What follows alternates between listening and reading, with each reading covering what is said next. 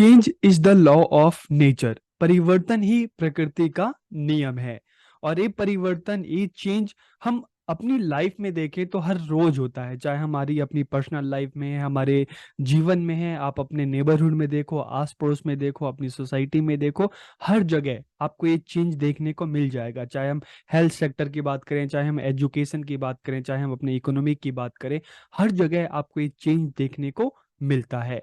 और ये चेंज जब एक पूरे सामाजिक स्तर पर हो, सोशली हो, तो हम उसको कहते हैं सोशल चेंज। तो आज के इस वीडियो में हम बात करने वाले हैं, समझने वाले हैं meaning and process of social change, कि सामाजिक परिवर्तन का अर्थ क्या है, इसकी प्रक्रिया क्या है। तो वीडियो को आखिर तक देखिए, और वीडियो कैसा लगा कमेंट करके जरूर बताइए। तो हम वीडियो को शुरू करते हैं। और सबसे पहले अगर हम सोशल चेंज की बात करें, so change is a law of nature, की परिवर्तन प्रकृति का नियम है। आपको कोई भी चीज शाश्वत नहीं मिलेगी, हर चीज में हमेशा आपको परिवर्तन देखने को मिलेगा। आप अगर खुद को देखो तो एक टाइम आप छोटे थे, धीरे धीरे बड़े हुए, धीरे धीरे एज बढ़ती जा रही है, आपके शरीर में चेंज आ रहा है, आपके सोचने समझने के तरीके में चेंज आ रहा है। आप अपने आस पड़ोस के देखो, चाहे आप सड़क देखो, चाहे लोगों के घर देखो, हर जगह कोई ना कोई बदलाव आपको देखने को मिलता है। यहाँ तक कि आप जिस स्कूल में पढ़ते होंगे उसकी बिल्डिंग को भी देखो, क्या पहले जैसी थी, क्या आज भी वैसी है, उसमें कुछ चेंज नहीं हुआ। ठीक है। तो हम अपने आस पड़ोस, ठीक है, अपने समाज में देखें, अपने देश में देखें, दुनिया भर के देशों में देखें, तो हमेशा हर रोज कुछ ना कुछ परिवर्तन देखने को मिलता है। तो इसलिए हम कहते हैं कि change is a law of nature, की परिवर्तन ही प्रकृति का नियम है। Society is on the wheel of change, कि समाज परिवर्तन के पहिए पर है, और यहाँ हर रोज हर क्षेत्र में हमें परिवर्तन देखने को मिलता है।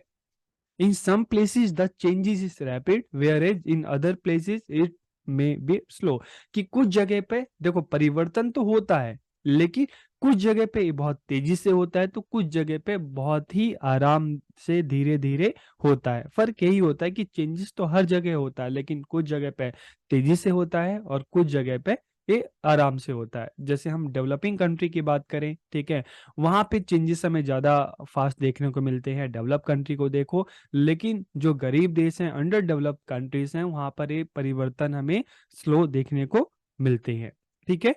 This day due to industrialisation and urbanisation the change is rapid. तो हम अलग अलग कंट्री को देखो, अलग अलग आप सोसाइटी को देखो, स्टेट को देखो, जहां पे इंडस्ट्रियलाइजेशन, औद्योगिकरण, अर्बनाइजेशन, शहरीकरण ज्यादा हो रहा है, तो वहां पे इस परिवर्तन की गति हमें ज्यादा तेज देखने को मिल रही है। ठीक है। जैसे हम बात करते हैं भारत की कुछ सिटीज की बात करें, चाहे हम दिल्ली की बात करें, चाहे हम मुंबई की बात करें, चाहे आप बेंगलोर की बात करो, चाहे आप कोलकाता की बात करो, चाहे आप चंडीगढ़ की बात करो, चाहे आप तमिलनाडु में आप चेन्नई की बात करो। ठीक है। तो इन जगहों पे देखो तो यहाँ पे शहरीकरण, अर्बनाइजेशन काफी बड़े लेवल पे है, काफी सारी इंडस्ट्री है, तो लोग अलग अलग जगहों से यहाँ पर आके बसते हैं। ठीक है। तो धीरे धीरे हम देखते हैं यहाँ पर जो सोसाइटी है, यहाँ पे चाहे हम टेक्नोलॉजी की बात करते हैं, लोगों के रहन सहन की बात करते हैं, वहाँ पे चेंजेस हमें काफी फास्ट देखने को मिलता है, कंपेयर करें अगर हम विलेजेस से कंपेयर करते हैं। ठीक है। तो आज के टाइम में देखते हैं जिन शहरों में ये जो इंडस्ट्रियलाइजेशन है, अर्बनाइजेशन है, ज्यादा तेजी से फैल रहा है, बढ़ रहा है, तो वहां पर सोशल चेंजेस भी उतनी तेजी गति से क्या हो रहा है, धीरे धीरे बढ़ता जा रहा है। ठीक है। तो अगर इसके मीनिंग की बात करें तो social change refer to the change in social system, कि सामाजिक परिवर्तन से तात्पर्य क्या है, सामाजिक व्यवस्था में परिवर्तन। It can be social, economic, political, geographical, religious and technical. तो ये क्या क्या हो सकता है, आर्थिक भी हो सकता है, सामाजिक भी हो सकता है, राजनीतिक भी हो सकता है, भौगोलिक भी हो सकता है, धार्मिक भी हो सकता है, तकनीकी भी हो सकता है। ठीक है।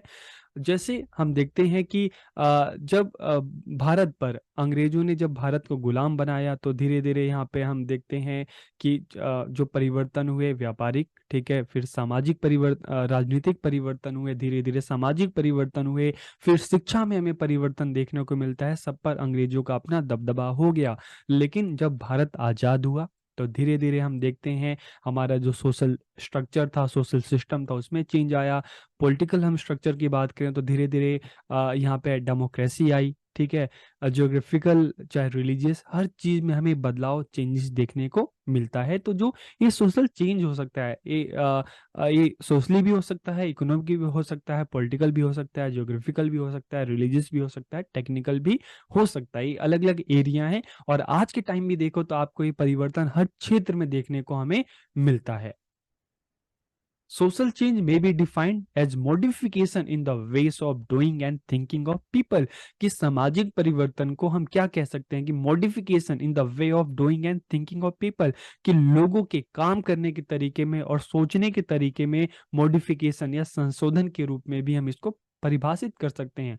तो सोशल चेंज जो है सिर्फ बात करें सामाजिक, आर्थिक, राजनीतिक, भौगोलिक, धार्मिक, तकनीकी, इसके अलावा लोगों के काम करने के तरीके में, उनके सोचने के तरीके में भी परिवर्तन हो सकता है। देखिए, एक टाइम अगर हम देखते हैं कि लोग जो थे, चाहे हम एग्रीकल्चर की बात करें, चाहे ऑफिसेस जो वर्क थे, ठीक है, चाहे हम स्कूल कॉलेजेस की बात करें, तो वहाँ पे जाके ऑफलाइन ज़्यादातर काम होता था, बिना टेक्नोलॉजी इतनी ज़्यादा डेवलप नहीं थी। लेकिन धीरे-धीरे आज की डेट में अगर आप देखो तो टेक्नोलॉजी काफ़ी ज़्यादा डेवलप हो गई है, ठीक है?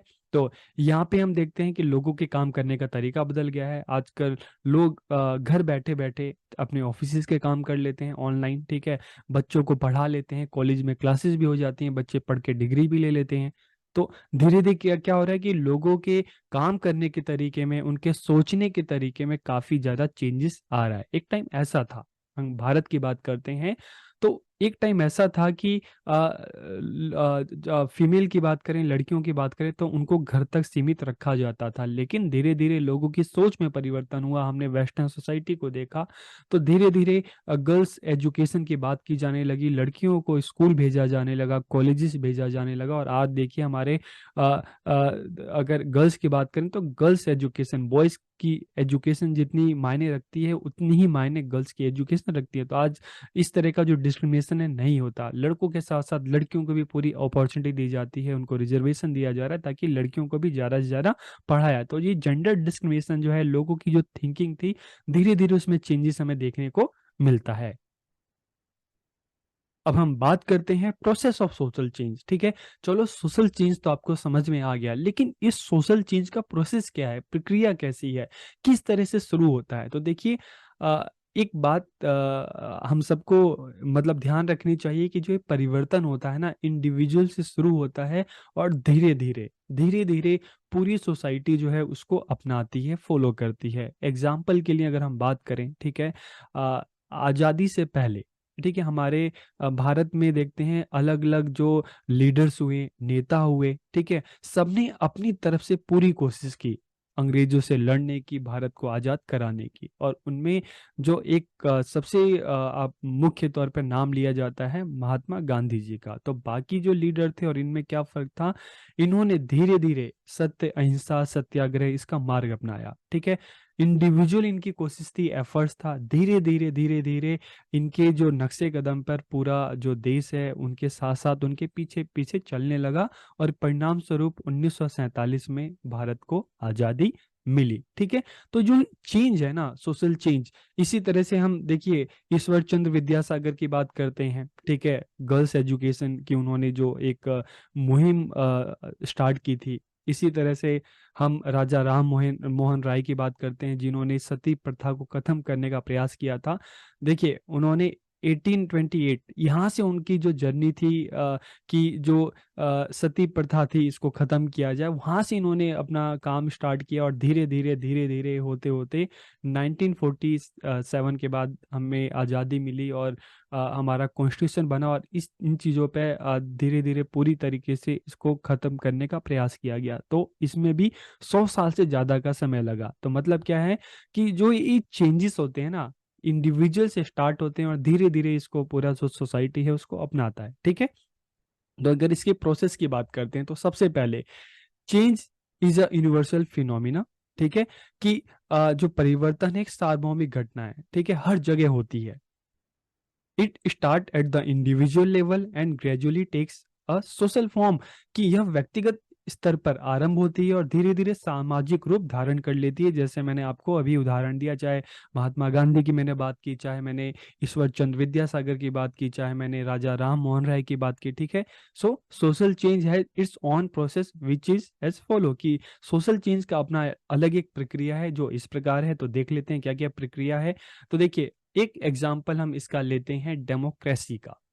ठीक है? इसका डेमोक्रेसी का हम लेते हैं, या आप गर्ल्स एजुकेशन की हम बात करते हैं, कोई भी एग्जांपल ले लेते हैं, ठीक है? तो सबसे पहले चेंज की स्टार्टिंग क्या होती है? चेंज इन एक्सपीरियंस, अनुभव में परिवर्तन। तो एक टाइम ऐसा था जो गर्ल्स को घर तक रखा जाता था, उनको एजुकेशन नहीं दी जाती थी। कहते थे कि यार लड़कियां शिक्षा लेके क्या करेंगी? ठीक है? संभालना तो उनको घर ही है। लेकिन धीरे-धीरे धीरे-धीरे गुलाम भारत की जो एक गुलाम मानसिकता थी, जब हमने वेस्टर्न कंट्री में देखा कि वहाँ की जो गर्ल्स हैं, वहाँ की जो फीमेल है, उनको एजुकेशन मिल रही है और उनके जो परिवार की जो स्थिति है, अच्छी है। आदमी और औरत दोनों कंधे से कंधा मिलाकर काम कर रहे हैं, अपने समाज को, अपने देश को आगे बढ़ा रहे हैं। तो धीरे-धीरे क्या हुआ? Change in experience. तो हमें भी लगा कि नहीं, क्या करना चाहिए? गर्ल्स को एजुकेशन देना चाहिए। तो अपनी सोसाइटी में देखें, सभी ने नहीं, लेकिन कुछ लोगों ने अपनी गर्ल्स को एजुकेशन देना स्टार्ट किया, ठीक है? तो धीरे-धीरे क्या हुआ? Change in attitudes. जब कुछ लोगों ने अपनी गर्ल्स को एजुकेशन के लिए स्कूल भेजा, कॉलेज भेजा, ठीक है? तो बाकी लोगों के भी जो एटीट्यूड था, ठीक है? नज़रिया था, उसमें भी परिवर्तन होने लगा, ठीक है? फिर धीरे-धीरे चेंज इन थॉट पैटर्न, लोगों के सोचने में के तरीके में परिवर्तन होने लगा कि नहीं भाई, गर्ल्स को एजुकेशन देना चाहिए, ठीक है? इससे क्या होगा कि जो गर्ल्स हैं आत्मनिर्भर बनेगी। और ये भी होता था कि जब गर्ल्स की शादी हो जाती थी, दूसरे घर में जाती थी, उनको अपने उस घर पे, नए घर पर पूरी तरीके से डिपेंड रहना पड़ता था उन लोगों की इनकम पे, ठीक है? कई बार उनके साथ अच्छा नहीं होता था, उनको घर से भी निकाल दिया जाता था, तो ऐसे में उनका जो जीवन है काफ़ी ज़्यादा उसमें प्रॉब्लम होती थी। लेकिन लड़कियां अगर पढ़ी लिखेंगी, आत्मनिर्भर रहेंगी, तो उनको किसी के ऊपर निर्भर रहना नहीं पड़ेगा, ठीक है? तो धीरे-धीरे चेंज इन थॉट पैटर्न के सोचने के तरीके में परिवर्तन हुआ कि नहीं, नहीं, जैसे लड़कों को एजुकेशन देना चाहिए ताकि लड़के अपने पैरों पे खड़े हो सकें, तो उस तरह से लड़कियों को भी एजुकेशन दी जानी चाहिए, ठीक है? तो चेंज इन सोशल इंटरेक्शन, सामाजिक संपर्क में परिवर्तन हुआ, समाज में लोग एक दूसरे से मिले, इस पर डिस्कस होने लगा, ठीक है? और धीरे-धीरे जो हर चीज़ का पॉजिटिव एंड नेगेटिव दोनों चीज़ें होती हैं, तो फिर धीरे-धीरे कम्युनिकेशन हुआ, ठीक है? और लोग एक दूसरे को ये बात समझाने लगे कि नहीं भाई, जो गर्ल्स को एजुकेशन दो, हम भी भेज रहे हैं, आप भी अपनी गर्ल्स को एजुकेशन भेजो, तो एजुकेशन दो, स्कूल भेजो, कॉलेज भेजो, ठीक है? अ, तो इस तरह से सोशल इंटरेक्शन में धीरे-धीरे सामाजिक संपर्क में परिवर्तन हुआ और एक नई चीज़ जो है उसका जन्म हुआ कि भाई जिस तरह से बॉयज़ की एजुकेशन ज़रूरी है, उस तरह से गर्ल्स की भी एजुकेशन ज़रूरी है। तो धीरे-धीरे सामाजिक स्तर पर ये परिवर्तन हमें देखने को मिलने लगा। चेंज इन सोशल स्ट्रक्चर, सामाजिक संरचना में परिवर्तन हुआ, ठीक है? गर्ल्स को सिर्फ़ घर तक नहीं सीमित रखा गया, उनको भी बाहर एजुकेशन के लिए, जॉब के लिए धीरे-धीरे उन्होंने भी निकलना स्टार्ट किया। तो जो एक सामाजिक संरचना थी, उसमें परिवर्तन होने लगा और इस तरह से धीरे-धीरे सामाजिक जो परिवर्तन, सोशल चेंज आने लगा। और आज की डेट में हम देखते हैं, ठीक है, कि गर्ल्स को भी बॉयज़ की तरह इक्वल अपॉर्च्युनिटी दी जा रही है, एजुकेशन दी जा रही है, उनको पूरी अपॉर्च्युनिटी दी जा रही है पढ़ने की, काम करने की, ठीक है? ताकि जो समाज है, जो देश है, ठीक है, वो आगे बढ़ सके। एक देश के विकास में जितनी भूमिका लड़कों की है, उतनी लड़कियों की भी है। दोनों साथ मिलकर चलेंगे, दोनों को एजुकेशन मिलेगा, देश आगे बढ़ेगा, ठीक है? सेम सेम यही चीज़ इस प्रोसेस में अगर आप डेमोक्रेसी को जोड़ेंगे, तो एक टाइम हम देखते हैं दुनिया के सभी देशों में, ज़्यादातर देखते हैं, अगर हम ब्रिटिश टाइम पीरियड की बात करें, तो वहाँ पे क्या था? मोनार्की था, राजतंत्र था, राजा का शासन था। लेकिन जब भारत आज़ाद हुआ, तो उस टाइम ये कहा गया कि भारत ने कहा कि नहीं, हम जो सिस्टम अपनाएँगे, कौन-सा अपनाएँगे? डेमोक्रेसी वाला। तो उस टाइम पूरे वर्ल्ड वाइड इनकी काफ़ी निंदा हुई कि नहीं, नहीं, डेमोक्रेसी जो है भारत इसको करेगा तो, लेकिन ये सक्सेसफुल नहीं रहेगा, ठीक है? लेकिन धीरे-धीरे भारत ने यहाँ पर डेमोक्रेसी हुई, लोकतंत्र स्टार्ट हुआ, आरंभ हुआ और सफल भी रहा। तो चेंज इन एक्सपीरियंस, ठीक है।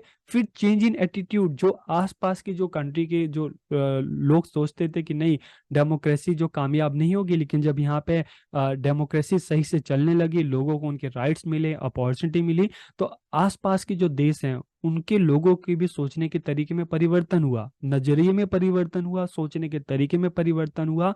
और देशव्यापी एक मुहिम चलने लगी कि नहीं हमारे यहाँ पे भी मोनार्की खत्म हो और यहाँ पे भी डेमोक्रेसी होनी चाहिए, ठीक है। तो व्यापक स्तर पर आंदोलन होने लगे, तो इससे सोशल स्ट्रक्चर में परिवर्तन हुआ। और आज की डेट में देखें तो दुनिया भर में ऐसे देश जहाँ पे डेमोक्रेसी नहीं है, तो वहाँ पे इस चीज़ के लिए आंदोलन हो रहे हैं कि नहीं हमारे यहाँ पे भी डेमोक्रेसी होनी चाहिए, लोगों को अधिकार मिलने चाहिए, ठीक है। इसलिए हम देखते हैं कि पहले यूएसएसआर था, सोवियत संघ रूस था, उसका भी विघटन हो गया 1989 1990 आते आते, ठीक है। तो इस तरह से हम देखते हैं कि जो सोशल चेंज जो है ना धीरे धीरे अचानक से नहीं होता, इसमें टाइम लगता है, एक्सपीरियंस में चेंजेस होता है, एटीट्यूड में चेंजेस होता है। आप एक एग्जांपल और भी आप ले सकते हैं कि जब डिजिटलाइजेशन आया, डिजिटल इंडिया आया, तो उस टाइम बहुत सारे लोगों ने कहा कि नहीं डिजिटल जो चीजें हैं ये सेफ नहीं है। लेकिन आज के टाइम में धीरे धीरे देखिए, मोबाइल बैंकिंग की हम बात करते हैं, ठीक है। एक ने स्टार्ट किया, दो ने स्टार्ट किया, तीन ने स्टार्ट किया, तो उनके जो एक्सपीरियंस है उसमें चेंज आया कि नहीं यार ये तो चीज अच्छी चीज है, इससे तो हमारा टाइम बचता है, हमें बार बार बैंक के चक्कर नहीं लगाने पड़ते। तो इससे लोगों के धीरे धीरे एटीट्यूड में चेंज आया, सोचने के तरीके में चेंज आया। और जब जो लोग मोबाइल से मोबाइल बैंकिंग, मोबाइल शॉपिंग ये सारे इस्तेमाल करते थे, उन्होंने बाकी लोगों को भी ये चीज बताई कि भाई ये तो काफी इसका बेनिफिट हमें मिल रहा है, काफी फ्रूटफुल है ये, ठीक है। तो सोशल इंटरेक्शन में जो चेंज आया, धीरे धीरे चेंज इन सोशल स्ट्रक्चर, ये हमारी सोसाइटी का एक पार्ट बन गया, और धीरे धीरे इस तरह से सोशल चेंज जो है आया, ठीक है। तो इस प्रोसेस ऑफ सोशल चेंज सामाजिक परिवर्तन की एक प्रक्रिया होती है। पहले इंडिविजुअल से स्टार्ट होता है और धीरे धीरे सामाजिक स्तर पर लोग इसको अपनाते हैं, इसमें भी समय लगता है। तो आज की इस वीडियो में हमने सोशल चेंज को जाना, सोशल चेंज क्या होता है, इसका प्रोसेस क्या होता है। तो वीडियो कैसा लगा कमेंट करके जरूर बताइए। आप सबका बहुत बहुत धन्यवाद।